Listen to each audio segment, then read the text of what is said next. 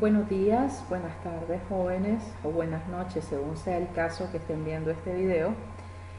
Le quiero reiterar la invitación para ponerse al día en las asignaciones que están puestas en la plataforma de Classroom. Si bien es cierto, ya se había mencionado que hay una flexibilidad, sin embargo debemos de cumplir con las mismas.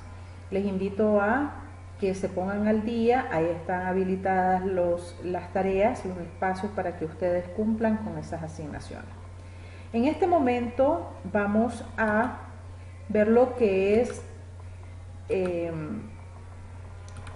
el ciclo de nómina y de personal. ¿Qué objetivos perseguimos en esta temática? Describir el ciclo, cómo se compone el ciclo, qué aspectos lo componen, cuáles son las dificultades presentadas, las cuentas, cómo se pueden identificar los controles. Asimismo, diseñar y desarrollar pruebas y controles que permitan obtener suficiente evidencia para desarrollar todo tipo de trabajos de auditoría. Entonces podemos decir que dentro del ciclo existen funciones, documentos y registros relacionados, así como controles internos del personal y de los documentos soportes que podamos encontrar en este ciclo.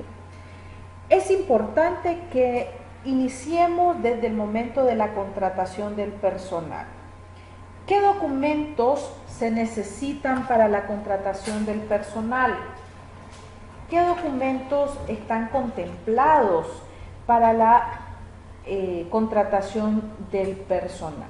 Es importante, si nosotros visualizamos la práctica cotidiana en Nicaragua, siempre, por ejemplo, en una fábrica de puros, le solicitan el currículum, le solicitan, igual en cualquier empresa legalmente constituida, seria, con procedimientos internos.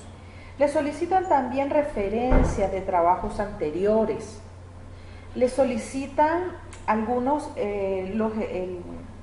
cómo están de acuerdo a su salud, ya un certificado de salud emitido por el Ministerio de Salud, récord de policía. Y bueno, es importante la evidencia de la experiencia que tiene el que aspira al trabajo solicitado. ¿Ok? Entonces, esto es importante. Es importante ver la modalidad del pago a los colaboradores. Hay empresas que hacen las nóminas, por ejemplo, hacen los cortes un jueves y se pagan los viernes de manera semanal, quincenal o de manera mensual. Algunas empresas han optado por evitar el pago en físico, pero en la parte de los colaboradores operativos, por ejemplo en las fábricas de puro, es difícil decirles, bueno, aquí tienen, ya se les pagó, vayan al banco, se les da una tarjeta de débito, ya. Entonces siempre buscan a ensobrar un día antes. ¿Se imaginan ustedes cuando son 1000 colaboradores estar ensobrando el trabajo, el personal que se requiere? Otras han optado por contar con una cuenta, abrirle una cuenta a cada uno de los colaboradores y solamente se manda una carta al banco con el listado del personal, el número de cuenta y se hacen las transferencias. ¿Ok? Se hacen las transferencias para que el colaborador vaya en el tiempo estipulado para cobrar lo que él ha devengado, sea en esa semana, sea en esa quincena. Del mismo modo, como les decía al inicio, hay empresas que optan por pagar semanal, otras por quincenal y otras mensual. Principalmente estas modalidades se ven en la zona franca. Ya para el personal administrativo varían entre quincenal y mensual. En una empresa comercial, por lo general, el pago es quincenal. ¿Okay? Entonces nosotros como auditores debemos visualizar cuál es la modalidad de pago, cómo se le paga, cada cuánto se paga, qué pasa con los pagos no reclamados, esto es muy importante. ¿Qué consideran ustedes o cómo consideran, cuál sería el procedimiento a aplicar para los pagos no cobrados? Esta es una pregunta que yo la voy a dejar en un foro o al pie de este video ustedes lo comentan, por favor. Comenten cuáles son los procedimientos para los pagos no reclamados. ¿Qué debe hacer la empresa para estos pagos no reclamados? ¿Ok? Bien. Luego que tenemos los pagos a los colaboradores, importante revisar el pago de las obligaciones al Estado. ¿A quién se le paga? Al INS. ¿Qué se le paga? Se le paga el aporte patronal. Jóvenes, el aporte patronal, ¿en cuánto está actualmente? ¿En cuánto está el aporte patronal? ¿Okay? Estas son preguntitas que ustedes me van a comentar en el video, ahí es donde se habilitan los comentarios. ¿Cuánto está el aporte patronal tanto para el régimen integral como para el IBM? Ustedes saben que en nuestra legislación, en nuestra ley de seguridad social, existen dos tipos de obligaciones, para régimen integral y para el IBM. ¿Qué significa régimen integral? Es el que el Código del Trabajo, el Ministerio del Trabajo obliga a los empresarios, a que inscriban a su personal bajo esta modalidad, que tienen derecho a clínica, medicamentos y toda obligación. El IBM simplemente es para vejez e invalidez. Vejez e invalidez. Entonces tienen que visualizar cuál es el aporte patronal que se está dando y el aporte laboral. O sea, cuánto como colaborador de una empresa estoy obligada a que me retengan en mi nómina. Actualmente es el 6.25% en el régimen integral y 4.25% en el régimen IBM. Obviamente esto lo estoy pagando yo, es mi aporte para este seguro que yo voy a utilizar en un momento dado, sea porque periodo de lactancia para el integral, si estoy en maternidad, en periodo de maternidad, me da mi subsidio. Esto es muy importante también, no solo es el pago, sino el cumplimiento de estas disposiciones. Otra cosa muy importante que involucra esta relación con el Estado, es saber en cuánto tiempo, por ejemplo, en cuánto tiempo el empleador debe inscribir a un colaborador ante el INS. Quisiera saber qué sabemos al respecto, por favor. Así que hay muchos aspectos importantes que nosotros debemos de visualizar en el cumplimiento de las obligaciones con el Estado. No es simplemente pagar y hacer un reporte de todos los pagos, porque en el caso del INS se hace un corte y cada 5 de mes, en algunos casos, cada 5 de mes se sube la planilla. Hay un sistema que está habilitado para cada empresa siempre y cuando lo soliciten, en donde ingresan cuánto devengó en el mes, cuánto se le quitó, y eso parte para la facturación del próximo mes. Importante que esto no coincida. Hay unas cosas que nosotros, por ejemplo, cuando estamos revisando, se reservó o tengo un pasivo de aportes al Estado, en el caso del INS, tengo un pasivo de 100.000 pesos, pero mi factura sale de 101.000 córdobas. ¿Por qué sucede esto? Tengo que revisarlo. En muchas ocasiones es porque el INS corta, o sea, si el trabajador X entró el 22, yo reporté su ingreso el 22 de este mes, el INS lo toma como el mes completo.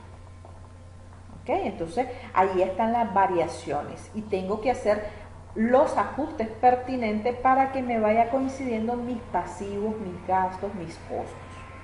Otro punto importante a revisar son las obligaciones con la DGI. En la DGI no solo es las retenciones por compras de bienes y servicios, las retenciones por servicios profesionales, el IVA, el DAIS, ISC, que son los impuestos que nosotros conocemos cuando hay un intercambio de bienes y servicios. También están las rentas de trabajo. Dentro de las rentas de trabajo hay una tabla progresiva del IR, hay unos rangos, importantes saber aplicarlo. Tengo que revisar como auditor que se estén aplicando bien los procedimientos orientados por estos entes del Estado. Si pasa de los 100.000, ya aplica retención 100.000 al año. ¿Ok? Esto es importante que ustedes lo visualicen y lo aprendan a aplicar. Importantísimo. Esto no es aspecto, bueno, esto yo no lo voy a utilizar, yo no, solo este momento. No, joven, esto lo vamos a aplicar en cada una de nuestras prácticas cotidianas ya como profesionales de la contabilidad. Y obviamente también debo de tomar en cuenta lo que es el INATEC, que es el 2%. ¿Quiénes están exentos de este pago al INATEC? ¿Quiénes están exentos del pago al INATEC? Es otra pregunta que yo les estoy formulando. Exceptos, ¿quiénes están exentos del pago del INATEC? Que el pago del INATEC es el 2%.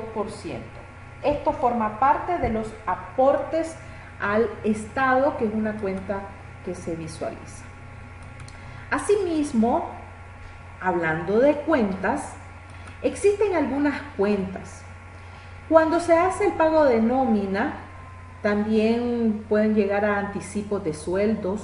Hay personas que esto se da más en la clase obrera, pero ojo, a veces también los que están en el área administrativa, como dicen popularmente, viven coyol quebrado, coyol comido. Ya, entonces tienen que hacer o solicitar un anticipo de sueldo o un préstamo personal. Ojo, estos préstamos al personal no pueden salir de los fondos de caja chica. ¿Okay? Esto es importante. También tenemos que ver cómo han estado las distribuciones de la mano de obra. Esto para las empresas manufactureras que llevan una contabilidad de costo. Prestaciones al personal. ¿Cuáles son las prestaciones al personal? Vacaciones, 13º mes, indemnización. ¿Y cómo se van acumulando estas prestaciones? Ok, las vacaciones, dice la ley, el Código del Trabajo, que por cada mes trabajado el colaborador tiene derecho a 2.5 días. Es decir, si yo trabajé todo el año completo, yo tengo derecho a 30 días de vacaciones. ¿Qué sucede con esto? Yo tengo que ver si mi cliente las paga o manda a sus colaboradores a descansar. Cuando sucede esto, ¿cómo se contabiliza?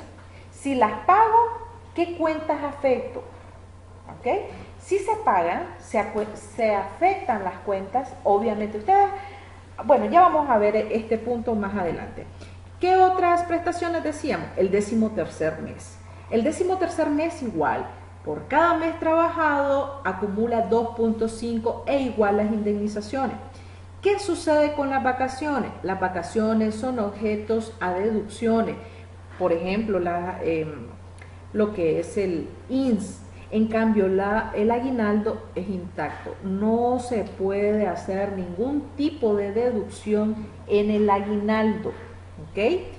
Las vacaciones, si son pagadas, pueden hacer un corte en junio, pagando los primeros 15 días, y en diciembre, pagando el resto de los 15 días. ¿Ya? En cambio, en el aguinaldo, según la ley, tienen los primeros 10 días del mes de diciembre. Y la indemnización, cuando yo pues me decido que ya no quiero seguir colaborando en esa empresa, entonces solicito que me liquiden, y ahí contempla el acumulado hasta la fecha de la liquidación, sea de vacaciones, aguinaldo y las indemnizaciones. Es importante saber que por cada año trabajado, un colaborador de la empresa tiene derecho a 30 días. A partir del cuarto año son 20 días. Por eso algunas empresas deciden que cada año van liquidando.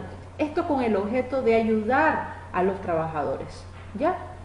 Porque realmente a la empresa no le conviene, pero es un incentivo, porque los trabajadores dan mucho más, apoyan los objetivos estratégicos de la empresa, entonces es una manera de incentivarlo. Porque hay otras que no, o sea, no hacen esto porque obviamente se descapitalizan, y peor si lo hacen en diciembre cuando hay que pagar vacaciones y aguinaldo. Hay ajustes a nóminas que coincide o que contienen, bueno, que a lo mejor no le pagué alguna hora extra, no se le el subsidio. En nómina hay mucho que ver.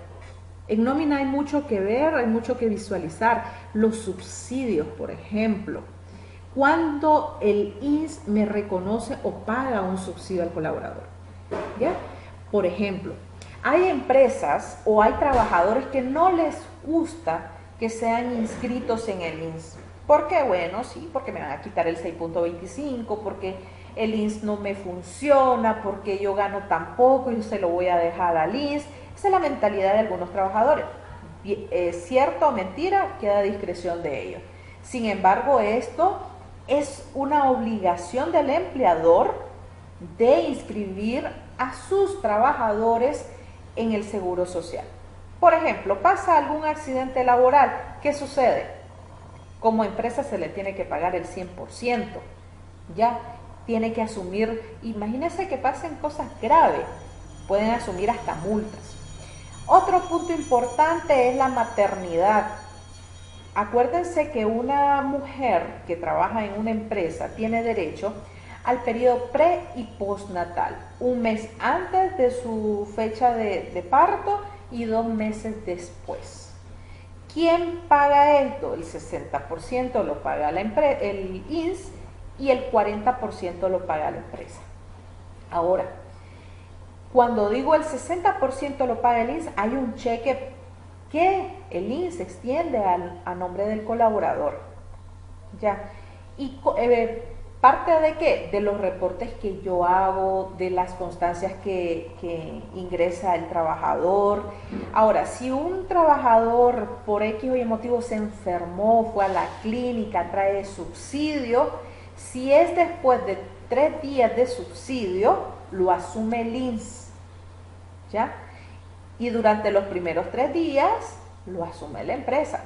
Algunos lo dan a cuenta de vacaciones, algunos pagan un 60 o 40%. O sea, es bien delicado esta parte de nómina. ¿Qué me dice la ley al respecto? ¿Qué dice la ley con respecto a los subsidios? Con respecto a los subsidios. Hay muchas preguntas que les estoy dejando o que les voy a dejar para que ustedes contesten. ¿Qué dice la ley con respecto a los subsidios? Las respuestas de estas preguntas son individuales, jóvenes. Lean, documentense, porque como contadores debemos de manejarlo. Debemos de manejar todo esto. Asimismo, cuando hay accidentes laborales, por ejemplo, es importante, si yo voy de aquí a la FAREN y tengo un accidente, pero es mi jornada laboral y voy, lo asume la empresa. Hago el responsable de recursos humanos de la empresa realiza elabora la hoja NAD, la reporta al INS y entonces se paga el subsidio. ¿Ok? Ahora, si fue un domingo, a menos que estuviera trabajando en domingo, pero si es que andaba yo ahí vagando, disfrutando en familia, eso no es sujeto, aunque yo quisiera. Ahora, cuando es eso, accidentes, cuando voy en tiempos para ir a trabajar, esto se debe investigar a fondo. No es que, bueno, es que me caí, me desmadré y ya. Y no es tan así de fácil. Bien, regresando a lo que son las cuentas. Veamos qué cuentas afectan. Obviamente que vamos a afectar efectivo en el banco. Cuando estoy pagando los salarios y cuando estoy pagando los aportes al Estado y cuando estoy pagando lo que es los impuestos, las rentas de trabajo. Importante es la cuenta de sueldos y salarios. Sueldos y salarios, claro, por supuesto. Porque algunos, por ejemplo, hago la planilla el jueves y yo la estoy pagando el viernes y el cheque sale el viernes. Entonces primero lo acumulo como un pasivo y posteriormente cuando pago, le doy la disminución. Si tengo que utilizar una cuenta de mano de obra, ¿por qué? Porque tengo que distribuir los costos posteriormente al producto, entonces también la voy a utilizar. Las retenciones de impuestos, obviamente, que eran lo que hablábamos, las rentas de trabajo y los gastos acumulados por pagar, aquí van incluidas lo que son jóvenes, lo que estamos contemplando de los aportes al Estado, vacaciones o prestaciones sociales como un todo. Bien, entonces esas son las principales cuentas. También podemos mencionar, bueno, tenemos en estas cuentas de efectivos de nómina, funciones comerciales, personal y los empleos. Los documentos que se utilizan en esta función cuando estoy afectando nómina, el registro del personal, ¿ya?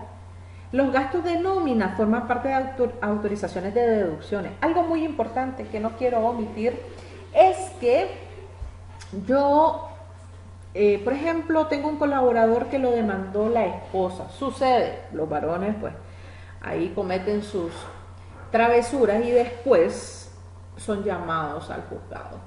Y si hay una orden, yo tengo que hacer las deducciones. Por ejemplo, la famosa pensión alimenticia. Sin embargo, del aguinaldo es intocable. Ya el aguinaldo es intocable.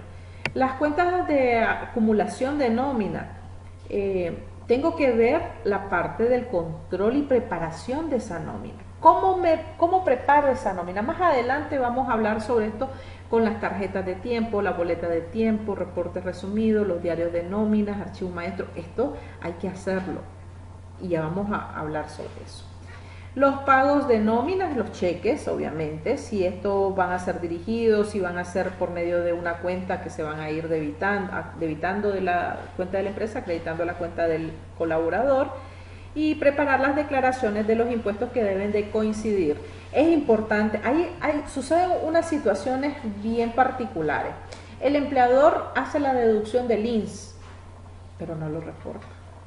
Todavía no lo tiene ingresado y hay colaboradores que han estado pagando, se enferman y le dicen, no, usted no está ingresado en el INSS. Entonces hay que revisar estas situaciones porque yo tengo que velar de que mi cliente esté cumpliendo con todas las disposiciones de ley para evitarse multas. Un aspecto muy importante en este ciclo es la toma de tiempo y preparación de nómina. ¿Qué aspectos vamos a considerar? Esta función es muy importante en las auditorías de nómina. ¿Por qué? Obviamente afectan los gastos de nómina del periodo, ¿ya? Los gastos por nómina para el periodo. Cuando hablo del periodo contable definido de enero a diciembre. Incluye la preparación de tarjetas de tiempo para los empleados. Muchas empresas actualmente, bueno, hace tiempo o todavía se practica, tienen unas tarjetitas de tiempo, pero ¿qué sucede? Por ejemplo, Juan llega, pero no llegó a tiempo y le dijo a María, oye, aquí te dejo mi tarjeta, márcame. Sucede y hay que llevar un control, la empresa, y yo tengo que revisar si se están llevando los controles. Recuerden que quien le contrata a usted quiere saber si están bien las cosas dentro de su empresa o qué cosas están mal para mejorar. El resumen y cálculo del pago, hay que revisar bien, si es por producción es bien delicado. Si es un salario fijo, pues no es que sea menos complicado, pero sí lleva más trabajo cuando es por producción, ver las deducciones y ver todos estos aspectos. Deben existir controles adecuados. Más adelante vamos a hablar de los controles con mayor tiempo. La tarjeta de tiempo, les decía, hay tarjetas que se marcan en un reloj, pero también hasta lo de la huella, está la retina. Ahora se ha venido modernizando esta parte de las tarjetas de tiempo porque es importante. En algunas empresas el sistema de esto de tiempo, donde usted pone su huella o pone la retina, está conectada con el módulo de planilla de un sistema contable.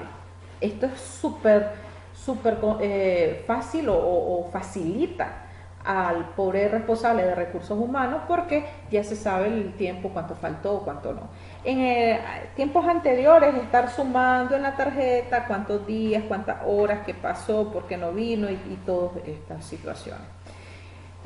Como dice acá, para muchos empleados, los relojes registradores de tiempo preparan de forma automática la tarjeta de tiempo. Por lo general, las tarjetas de tiempo se entregan por semana. Sí, o ahora con lo que le mencionaba anteriormente. Este del reporte resumido de nómina es un documento generado por la computadora que resume, que era lo que les decía, resume a qué horas entró, a qué horas salió, qué pasó, y si no estuvo, qué sucedió, y se justifica. Otra cosa importante, ¿qué pruebas de control se van a fijar en la auditoría? Voy a ver la importancia de evaluar el riesgo. Miren, cuando hablo en auditoría de recursos humanos, yo tengo que revisar con lupa, porque puede suceder que el responsable de nómina o al auxiliar del responsable de nómina que se encarga de hacer las nóminas está incluyendo personal fantasma. Y esa es una manera de fraude que ha sucedido. Tiene el personal, obviamente que estas anomalías es en conjunto, siempre hay cómplices. Y el responsable de producción lo va reportando con producción, la otra incluye en la nómina y se van pagando y es una cuestión de que hay que tener mucho cuidado y más cuando hay muchos colaboradores. Cuando son 15, 20, hasta 100, pues ya se conocen todos y es un poco más complicado, pero cuando son 1000 es importante tener presente esto del riesgo. Evaluar el riesgo de control, que era lo que les decía, diseñar y llevar a cabo pruebas de controles. Yo puedo ver el listado del personal y puedo llegar a producción y que me diga el responsable, ¿quién es esta persona? Enséñeme los reportes de producción, los subsidios, porque debe haber un control paralelo. Entonces, dentro de mis procedimientos de auditoría lo debo de tomar en cuenta. Entonces, así diseñar pruebas de detalles, de saldos de nómina, en donde yo voy a revisar, porque puede, como les decía anteriormente, el empleador le puede hacer las deducciones al colaborador, sin embargo no se reportan. Entonces tengo que ver qué está pasando. ¿Okay? ¿Qué otro aspecto yo tengo que ver? Los controles, que era lo que les mencionaba anteriormente. Una organización eficiente que sabe con miras de llegar lejos en el mercado laboral, debe definir muy bien lo que espera de sus colaboradores en función de sus políticas y sus manuales. Hay empresas que no tienen manual de control interno, no tienen reglamento interno. Y ojo, el MITRAP cuando hace las inspecciones, porque el MITRAP hace auditoría y lo primerito que pide son las nóminas, los reportes al INS, los reportes de las declaraciones, los expedientes del personal. Entonces, debo de estar claro que a mí me van a supervisar, que yo debo de hacer las cosas bien y que esto yo lo debo de comunicar a los colaboradores para que todos estén claros. ¿Ya? En la mayoría de los casos, dice, los distintos tipos de controles coinciden con varias infracciones. O sea, los controles minimizan esas infracciones. Los gerentes deben investigar los informes de los empleados que violen las políticas. O sea, son políticas internas, políticas externas, normas de ética, la disciplina, etc. Una empresa con control es una empresa que va al éxito. Pero una empresa que no está definido sus controles es una empresa donde el arca está abierta y todo puede suceder. Eso es realmente. Cuestiones de control, ¿qué me refiero con esto? Los gerentes y supervisores usan las políticas de la empresa, previamente notificadas, obviamente, ¿no? Pero hay algunas situaciones que exigen controles más flexibles. Hombre, a veces sucede que los trabajadores pueden decir, bueno, estoy enfermo, me voy a las 3, me voy a las 4 y no puedo llegar, pero no me quedó tiempo de ir a la clínica. Pero si este es un trabajador ejemplar, con una producción muy buena, alguien por ejemplo, del área administrativa, que siempre, acuérdense que los áreas administrativas nunca se les pagan horas extras, aunque la ley no los exime, pero bueno, esa es otra plática. Entonces, hay situaciones que pues hay que ser flexible. Otras que sí necesitan limitaciones rígidas. ¿Ya? Por ejemplo, hay muchos que no permiten el uso de los celulares porque los pueden desorientar. Hay otros que restringen el acceso al internet. ¿Ya? Las computadoras, por ejemplo, en los bancos no se puede utilizar las cuentas personales de correo. Entonces es importante tenerlo presente, ni ingresarle una memoria a una computadora institucional. Igual en las empresas, en teoría no utilizar los recursos de la empresa para asuntos personales. Pero muchos de nosotros decimos, pues si yo le doy más a la empresa, ¿qué sucede? Pero igual hay que tener mucho cuidado con esto, porque entonces no estoy cumpliendo con las políticas y los gerentes de recursos humanos hacen un seguimiento tanto de mi rendimiento como de mi desempeño, de mis capacidades, de mis competencias. Reglamento de la organización. Esto debe ser conocido desde todos los niveles, departamento, área. Se pueden esperar resistencia sobre las reglas. ¿Okay? Hay algunas que son irrelevantes, pero para la empresa no lo es. Y si yo como colaborador entro a una empresa, yo sé a lo que me debo de someter. Y el auditor debe tener conocimiento de estas reglas para saber, porque acuérdense que la auditoría no es solo sumar, restar, es también de procedimientos. Hago entrevista, hago aplicación de cuestionarios de control interno. Entonces yo debo de manejar control y disciplina.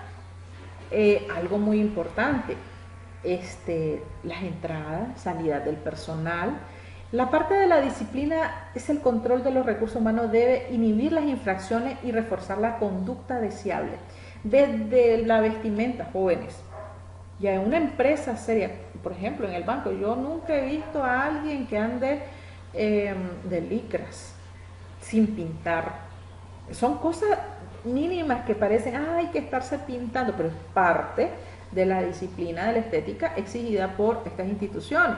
Hay otros que llegan relajados, algunas instituciones del Estado llegan bien relajados, pero eso va en dependencia de la disciplina de cada una de las entidades. Los gerentes de recursos humanos, mediante el control progresivo, utilizan diferentes puntos de rendimiento como directrices, es decir, que indicaciones que lleven al éxito de la conducta, de la disciplina, por ejemplo, entrar en estado de ebriedad.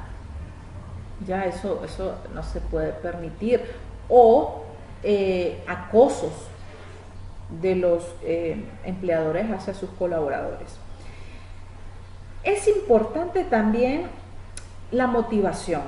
O sea, si el colaborador está claro de los objetivos de la empresa y se siente motivado por la apropiación de los mismos, va a ser fácil la aplicación de medidas de control disciplinario. ¿Y por qué tomo en cuenta esto? Porque les mencionaba, la auditoría no es solo de procedimientos, ¿ok? No es solo de procedimientos. Cuando hablamos de los controles internos, que era lo que yo les mencionaba, tengo que saber que debe existir criterios claros y escritos, ¿ya? Importantísimo. A veces uno hace auditoría en empresas y le pide el expediente del trabajador. En ese expediente no debe estar solo el currículum, debe haber contratos. Muchas empresas no elaboran contratos. Debe de estar todas las solicitudes que tuvo esta persona para permisos, porque cuando yo someto un permiso y me lo autorizan, a mí no me tienen que quitar el día, porque me dieron ese permiso de 2 horas, de 3 horas, excepto es que si yo pido un permiso de un día y no regreso, hombre, ¿qué se quita? El día y el séptimo, ¿ya? Entonces debo de tomar en cuenta, debo de tener el ingreso del INSS, debo de tener todo lo que yo le pedí al inicio, como el certificado de salud y algunas, si son para el área administrativa, toda la evidencia de su currículum. Entonces, se debe tener algunos criterios claros y escritos. No es que, sí, tengo 100 personas y solo tengo 10 expedientes. Además, esto es una exigencia del MITRAP y también en algunos momentos el INS llega a supervisar. Organigramas actualizados y medios de seguridad. Los organigramas son indispensables. Hay empresas que ni por cerca, sí, él es el gerente y listo. Pero ¿cuáles son los canales de comunicación? Un colaborador, veámoslo desde el punto de vista de las empresas tabacaleras. Un colaborador que trabaja en producción, que es un bonchero. El bonchero es el que realiza los puros, ¿no? El bonchero va directamente donde el gerente administrativo a pedirle permiso. No. Primero tiene a su supervisor, luego al gerente operativo si existe en esa área, si no, pues a quien está a cargo de producción. Entonces hay canales de comunicación. Que se dañó una máquina. Pues se va a ir directamente esta persona. No, existen jefes de área. Por eso es importante la existencia de organigramas. ¿Okay? También métodos razonables de distribución de gastos. Tengo que revisar eso de gastos y de costos, más cuando son empresas manufactureras. Esta parte de los costos es bien delicada, la distribución, prorrateo de la mano de obra. Hay empresas jóvenes que cuando uno va a hacerle la auditoría y ve que los costos ¿cuáles son los elementos del costo? Mano de obra directa, materiales directos y los CIF. Pero hay personas que en la fijación de costos solo quieren que se le agregue la mano de obra directa, los materiales directos y el resto es parte del gasto. Eso es lo que les interesa. Entonces yo tengo que ver cómo hacen la conciliación de forma periódica entre las cuentas bancarias y los pagos de nómina. Claro, sea por la vía que se les pague, yo tengo que ver que si el cheque salió de 100,000 pesos, la deducción en el banco fue de 100,000 pesos. El cheque con la nómina, que suma la nómina, los 100,000 pesos. ¿Ya? Igual, en caso de las empresas utilicen tarjetas de control de tiempo, se debe conciliar las horas pagadas con las que aparecen ahí, que puede ser una manera de fraude si no lo hago. ¿Ok? Entonces, en este sentido, hemos visualizado un poco sobre lo que es nómina. Es importante que se apropien de los procedimientos de control, de las normativas, me respondan a las preguntas en el comentario de este video. Empecemos. ¿Cuál es la documentación necesaria para la contratación de personal? ¿Cuáles son los procedimientos para los pagos no reclamados dentro de una empresa? En cuanto al aporte patronal, en el régimen integral de cuánto es y en el IBM de cuánto es. ¿Cuánto es el tiempo que debe pasar para que un empleador ingrese a su colaborador al INS? Y si no lo ingresa en este tiempo, ¿cuánto va a pagar? ¿Okay? ¿Quiénes están exentos del pago de INATEC? ¿Qué dice la ley con respecto a los subsidios? Y de igual manera, ¿cómo se contabiliza el pago de las vacaciones? Ustedes me van a decir, me van a poner un ejemplo, se pagó las vacaciones a julio. Recuerden que para el MITRAP se deben descansar, si no, 15 días pagadas, 15 días descansadas. Sin embargo, no sucede esta situación. Pero yo quisiera saber qué cuentas se afectan cuando se está pagando vacaciones. Ustedes me dicen, se pagó 100,000, un ejemplo, se pagaron 100,000, ¿qué cuentas afectaron? ¿Ya? Y cuando se paga y cuando se descansan. Esas cuando son pagadas, pero cuando son descansadas, ¿qué sucede? ¿Qué sucede? Cuando son descansadas, el trabajador devenga salario. Cuando son pagadas, devenga su salario y también devenga lo que son las vacaciones pagadas. Pero cuando son descansadas, cuál es el registro contable que debe suceder. Entonces, esas son las inquietudes que ustedes me van a manifestar en los comentarios debajo de este video. Entonces, muchísimas gracias. Cualquier duda, cualquier inquietud, estamos por acá.